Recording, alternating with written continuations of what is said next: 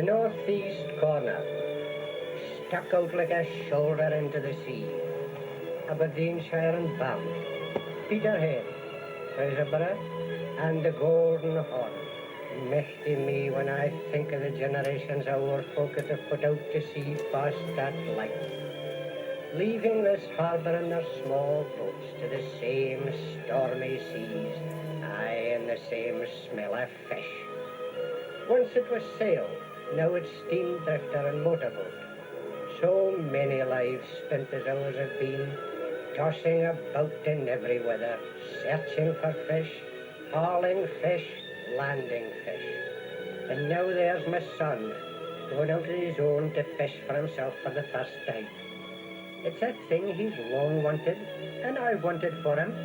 Aye, the fish will look different to him now they're his own.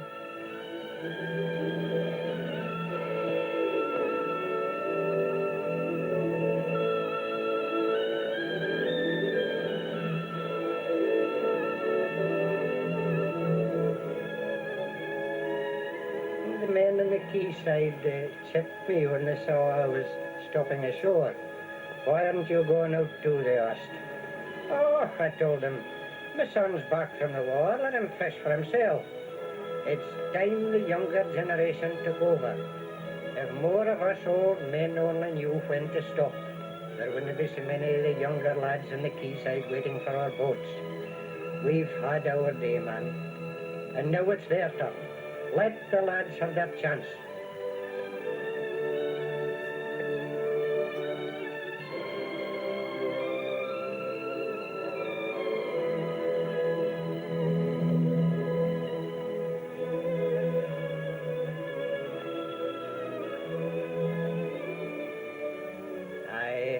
My years have been long, and I've seen the best and the worst of life. I remember the day we moved out of the old cottage in Petuli. Times were good then, and all the fishermen were hoping to make better lives for themselves. We had no regrets leaving the old place. We packed all we had into a truck, and when we drove up, it was like starting out afresh to a new life.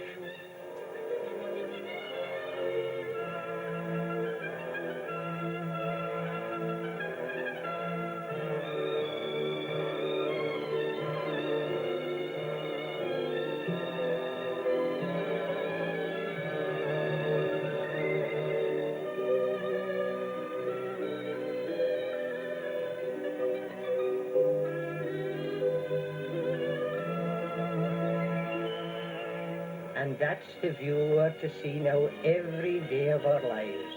Big seas and big skies rolling and blowing outside the cottage window. Aye, we'd done well with our boats, and that fresh white house down by the shore was a sign of it. But we didn't lose our heads. When fishermen make money, they don't buy fur coats and motor cars. They put it back into their boats and gear, save it against hard times. For the hard times came again. The port wasn't a pretty sight then. Idle boats choking the harbour, breaking up for lack of paint and use. And how could such a thing have happened? We were better at catching fish than we'd ever been. But the more fish we caught, the more prices fell.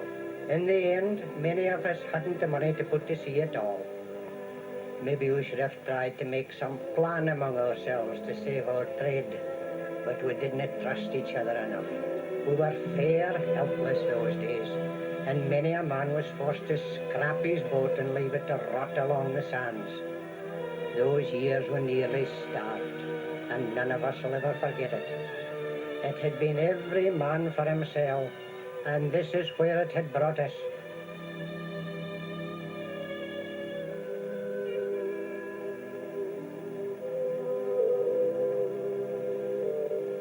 That's how it was. Sometimes good, as often bad. Then the war started and the sea came into its own again. Now it's my son's turn. The world's still hungry, and when he comes back from a night's fishing, he knows his catch will be sold at a fair price. For food, not manure.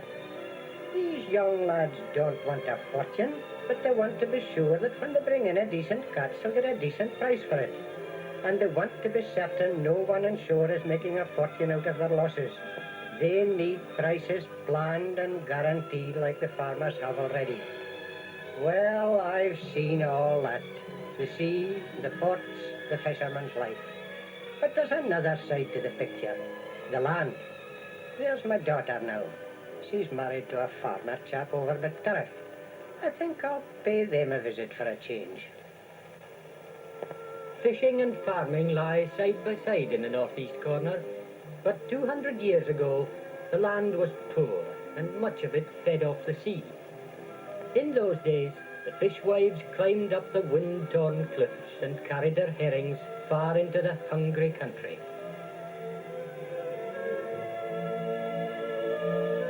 The land then was wild, choked with peat and bog. It shivered between the mountains and the sea, lying in ruin just as the last great glaciers had left it. Across this barren land, the fishwife toiled among the few small towns and scattered crofts, whose inhabitants slaved to scratch a poor living from the shallow soil.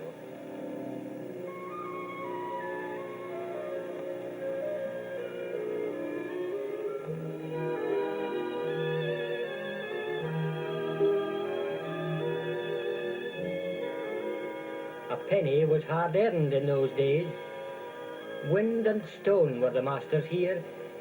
The few trees that grew to the tortured pattern of the weather. The few men who lived there lived and died under the cold shadow of the granite. But here and there in this hard land, like an ornament dropped down in the desert, you would find the castle of some great family, a sudden upshoot of trees and towers, a strange contrast to the surrounding poverty, and a blessed market for the tramping fishwife and her herrings.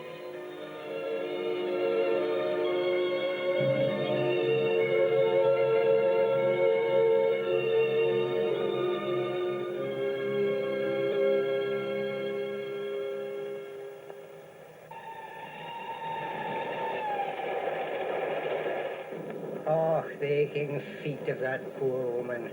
May her old bones rest. The train has taken the fish out of her hands now, for good and all. And it's a different look the land has too, from those withered mosses and hungry moors, tidy fields and comfortable farms wherever you care to look. You'd wonder how folk could work such a change in so short a time. By hard work and mother wit, that's how it was done. This land is made land, all of it, and it's the sweat of man that's made it. When the first farmer came to this country, his first crop was stones. But he turned the hard face of nature to the wall. He drained the bogs and mosses. He laid out the land in fields and ploughed it and brought it under crop. There was such a hunger for land 150 years ago that no part of it was wasted. The soil was ploughed and turned up into the air, was fed, enriched, and husbanded. So, year by year, acre by acre, the face of the land was changed. It was a long, heroic labour, but the reward today is a fertile country of abundant crops and fine pastures wandering with strong black cattle.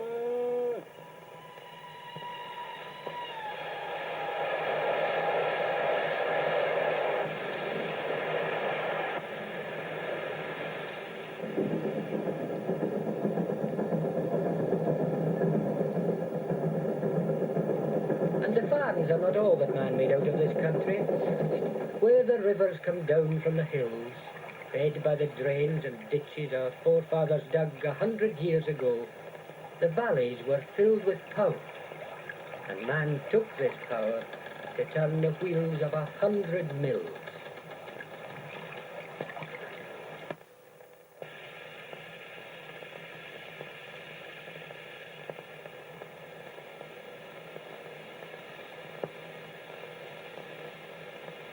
There are fewer mills now than there used to be, for a few large ones can do the work of many small ones, and today it may be steam or electricity that works the mills. But it's still the dawn water that flows round every process here, turning rags and refuse into clean white paper and rolling it out in sheets as crisp as snow. At Keith, it's the Isla water, and the same water that washes the sheep on the hills washes the wool in the factories.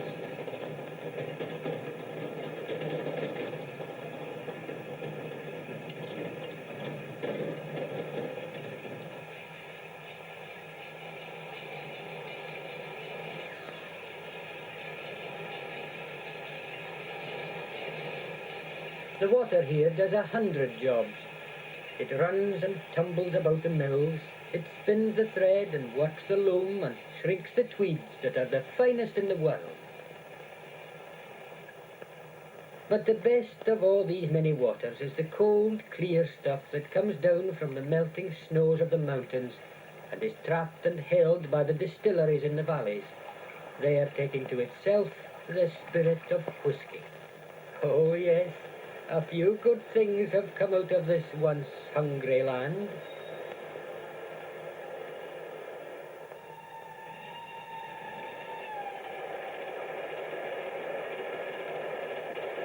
Aye, it's been a hard life for both fishers and farmers in those 200 years. But a man cannot change the sea as he can change the land. They've come a long way, these farmers. Anyone can see that. And my son-in-law tells me they must still keep going on. Andrew's a modern chap, schooled in Aberdeen. Farming's a sort of a science to him. First he takes me up the hill to see his new pastures and his dairy herd. Milk pays better than beef nowadays, he says, and he talks a lot about tuberculin testing and butter, fat and proteins and things that old-fashioned farmers would have thought made decent. Then he shows me his tractors, any amount of them, all over the place. I say to him, man, it's mechanics you need, not ploughmen. And he tells me they're the sons of the ploughmen that used to be.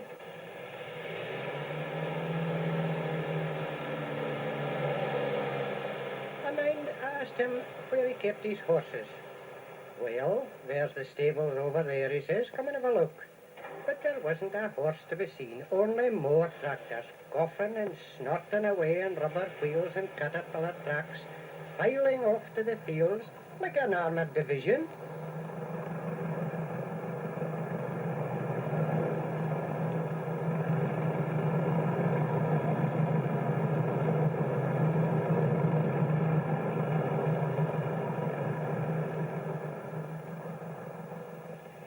It was the same all over the farm. When I went into the course to see the milking, it was like going into a factory. I suppose that's what farming's got to be nowadays if you want to make a go of it. There were the cows standing snug in white gleaming stalls as if they were in a beauty parlour. But it wasn't all show. If you were to sell the right kind of milk, you've got to have a place where everything is clean. That's why Andrew built this fine new court. After all, farmers have got guaranteed prices for years ahead, and that makes the money side of it easier. But it was a fine show. All the milking done by machinery. The cow just stands there, chewing her cud, while the milk runs up along the pipes and then drops down into a jar to be weighed. And Andrew makes a note of exactly how much each cow gives every day. From the weighing jar, the milk pours out over the cooler, and it's drawn off again, up and along and through a lot more pipes, till at last it shoots, plop, straight into the bottle.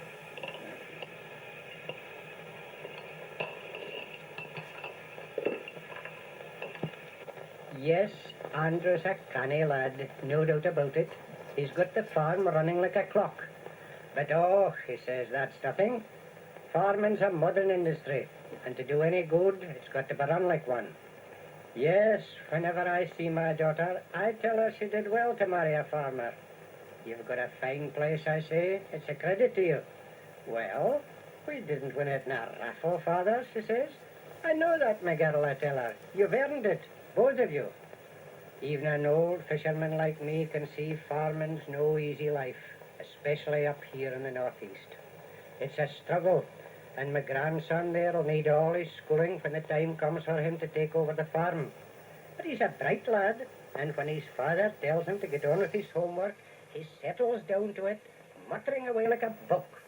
The city of Aberdeen is the capital of northeast Scotland. It is situated between the rivers Don and Dee. It has 160,000 inhabitants and is known as the Granite City. The visitor to Aberdeen is well advised to pay a visit to the granite quarry of Rubeslaw, 2 miles out from the town by bus or tram. This tremendous chasm, 400 feet in depth, is known as the hole Aberdeen came out of, and this description is, in fact, no more than the truth. Yes, Aberdeen was torn out of this hole as if by a giant. The granite blocks, as cold and grey as northern skies, have been carved into the spires and the streets of our city. Aberdeen is hard as they are hard, and it has its own strong, deep-rooted life. Its life is the cultural focus of the whole northeast. Our university was founded at the end of the 15th century, and for hundreds of years, students from all over Scotland have passed from these walls to become leaders of art and science and industry. There is also fine equipment for agricultural research at the Macaulay and Rowett Institutes and at the Duffy Stock Farms. We have a training college for teachers, a college of agriculture, and a divinity school, and there's a fishery research station too out at Torry. In fact, education is such an industry here that it might be true to say that one of Aberdeen's chief exports is educated men and women. On the other hand, speaking as a medical man, it might be said that our chief exports are doctors and tombstones, or so I'm told. And it's a good place to live in. Noisy, but nice. Aye, and friendly too. There are plenty of good shops and no long queues. Well, no for fish anyway. And concerts and picture galleries. Oh, there's always something to do or look at here. And the sound of trams and horses rattling through the granite streets is something you always remember about Aberdeen.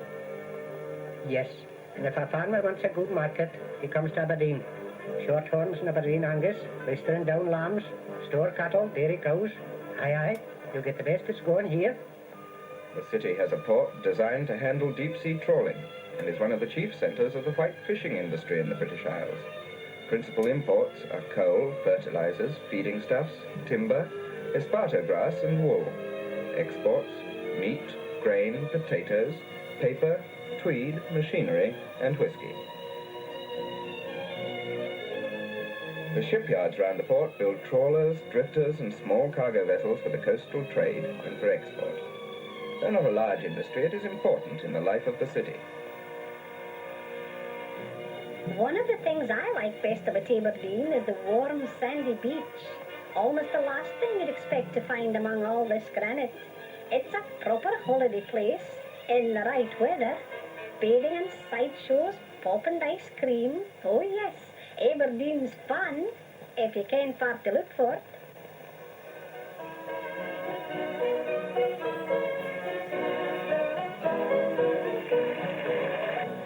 My cabbage was tightly jar in the Highland Scots Brigade, and proudly led the regiment when it was on parade. He loved a bonny lassie, and before he went away, she sewed a little keepsake so he'd think on her each day. 'Twas the turry on his bonnet, the red turry on it, the red turry, ori, ori, eh. He left his kilt and sporran, and off he went to warren, his red turry, ori, ori, eh. And when swinging into action, he's the centre of attraction. He's the pride of bonny Scotland, so they say. What made the Jerry gun? It was not his only gun, but the turry on his bonnet.